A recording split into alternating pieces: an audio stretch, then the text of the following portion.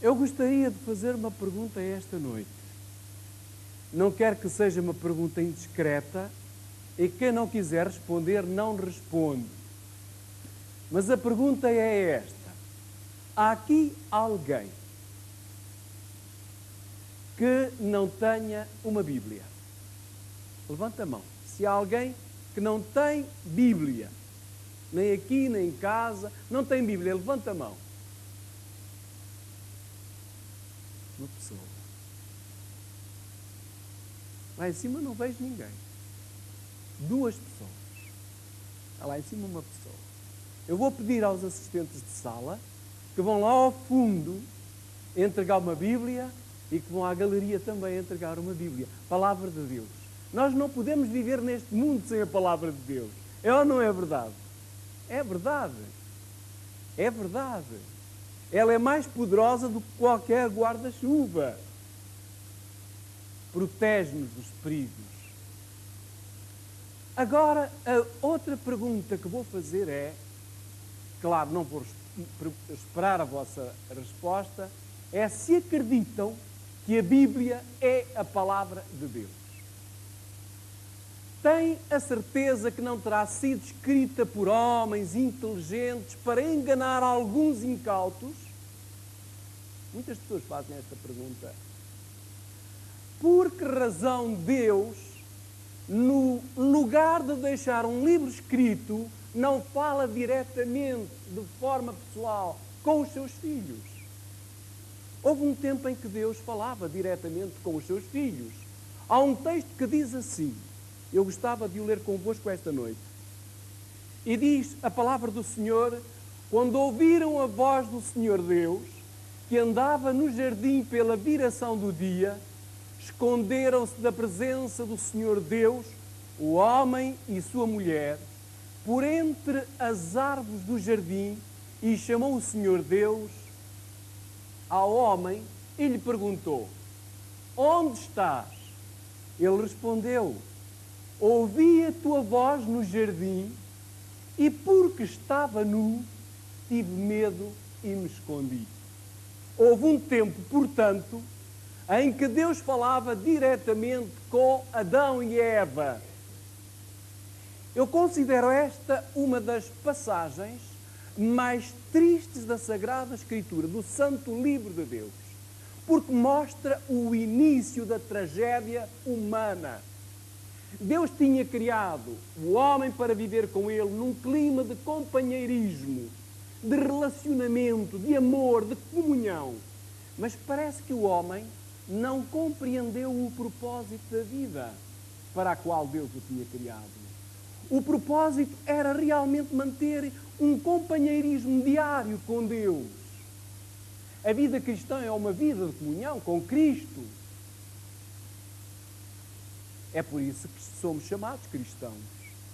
Cristão vem da palavra Cristo. Cristianismo não é simplesmente pertencer a uma igreja ou viver preocupado em cumprir determinadas normas, regulamentos, leis ou tradições. Cristianismo, em primeiro lugar e acima de tudo, é viver uma vida de companheirismo, repito, de comunhão e de amor com Cristo. A passagem bíblica que nós lemos no início e que exprime esta tragédia mostra que Satanás se coloca ou se colocou e continua a fazê-lo entre Deus e o homem. Começou a criar na criatura de Deus a dúvida, a desconfiança. E quando Deus criou o mundo, o Senhor conversava com os seus filhos face a face. Porém, Satanás interpôs-se. Até aí Deus podia abraçá-los, beijá-los e andar de mão dada com eles. Era uma vida de comunhão maravilhosa, mas o inimigo apareceu e separou o homem de Deus. Separou os filhos do Pai. Triste. Separou a criatura do Criador. E o texto bíblico diz que quando Deus visitou o jardim naquela tarde, o filho que noutros tempos corria para os seus braços e o abraçava com amor, desta vez correu a esconder-se da presença de Deus. Esta é a tragédia do pecado. É a tragédia terrível que nos atinge a todos nós.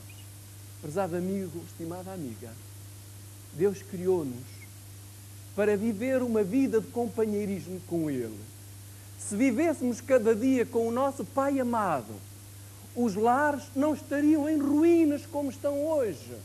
Os filhos não buscariam as casas abandonadas para se injetarem,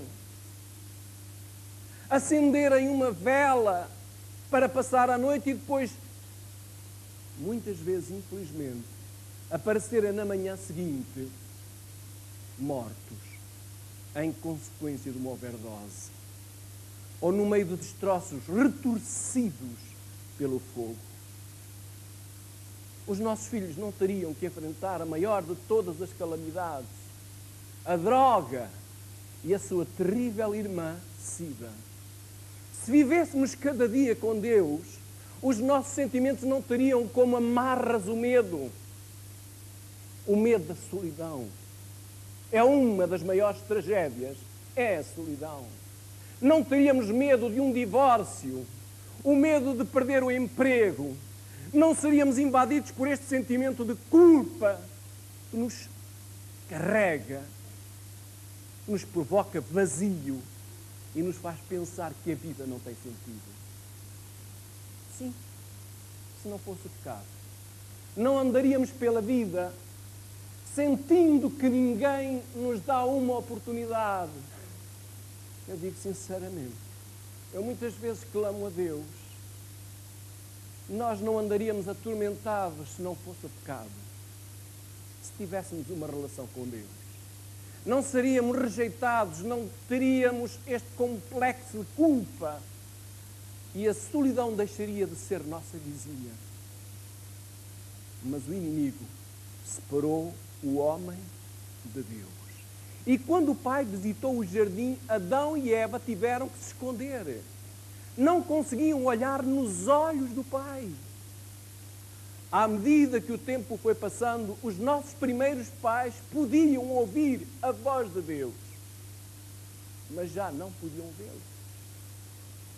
Ao princípio, ouviam-no e viam-no, mas passado o tempo podiam ouvi-lo, mas já não o podiam ver.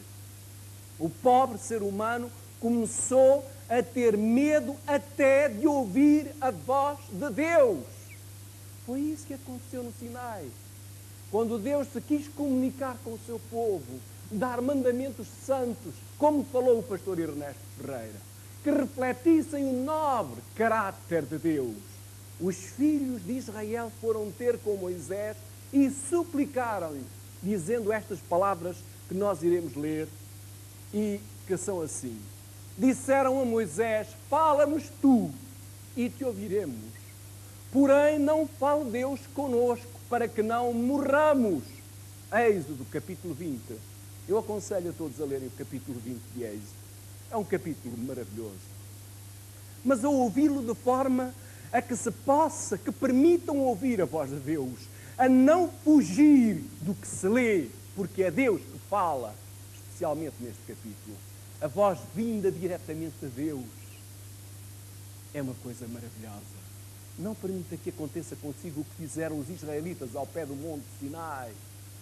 A partir desse momento o povo já nem sequer podia ouvir a voz do Pai. Que tragédia! Que sofrimento para Deus! Algo terrível se tinha passado. Será que ele teria que ficar em silêncio para sempre? Deus? Longe dos seus filhos, dos seus amados? Não.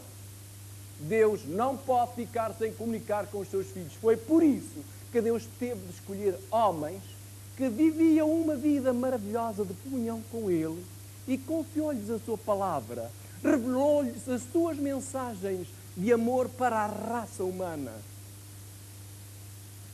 Esses santos homens de Deus escreveram os sonhos, as visões, as mensagens dadas por Deus e deixaram-nos na forma deste maravilhoso livro que nós chamamos a Sagrada Escritura, ou a Santa Bíblia, ou a Palavra de Deus, ou o Escrito Sagrado, ou às vezes até só simplesmente o livro. A Bíblia é o livro. A voz do Pai fala aqui. Fala aqui. O Pai do céu, eu tenho encontrado pessoas que muitas vezes me dizem: bom, mas quem é que me garante que a Bíblia não foi escrita por homens espertos? Quem nos garante que a Bíblia realmente é a palavra de Deus? E estas pessoas que me colocam estas interrogações são, muitas delas, pessoas sinceras. Pessoas que querem saber a verdade, querem ouvir a voz e encontrar a estrada para Deus. Mas receiam ser enganadas. Têm razão. Quem sabe se esta noite não é o seu caso, o caso de alguém aqui. Talvez seja uma dessas pessoas, aqui ou em qualquer lugar que nos estão a ouvir. Até pode ter uma Bíblia em casa e gostava de a compreender, mas receia. No entanto, uma voz dentro da alma clama por verdade, por vida, por ligar-se verdadeiramente ao Pai. Não pode viver sem Ele. Este é o livro de Deus. Creia nestas palavras e deixe-se guiar com toda a sinceridade. E o Espírito falará a linguagem da alma, aquela linguagem que a alma compreende, a linguagem que não engana. Esta noite tenho a certeza que ouvirá a voz do Espírito Santo. Eu sinto que nós ouviremos a voz do Espírito Santo dizendo: esta é a verdade. E trará convicção que se transformará dentro de nós em certeza e verdade. E far-nos a sentir na presença de Deus, far-nos a compreender a importância do livro dos livros. O primeiro argumento que quero apresentar esta noite é a declaração dos próprios escritores bíblicos. Ao começarem a escrever, dizem sempre esta palavra: palavra de Deus veio a mim. Poderia citar cada profeta, cada escritor sagrado, que diz exatamente isto. Por exemplo, Isaías diz: a palavra de Deus veio a mim. Jeremias diz: a palavra de Deus veio a mim. Eles afirmam que escreveram porque foram inspirados por Deus. O apóstolo Paulo, numa epístola que escreve a um filho espiritual, a um jovem chamado Timóteo, chega a dizer estas palavras: toda a Escritura é o quê? É inspirada por Deus. Toda a Escritura. Não só uma parte, não só o Novo Testamento, não só o Velho Testamento, mas ambos são inspirados por Deus. E o apóstolo São Pedro vai mais longe e diz assim: eu gostava de ler convosco: sabendo primeiramente isto, que nenhuma profecia da Escritura provém de particular elucidação ou interpretação, porque nunca jamais qualquer profecia foi dada por vontade humana. Entretanto, homens santos falaram da parte de Deus, movidos, soprados pelo Espírito Santo.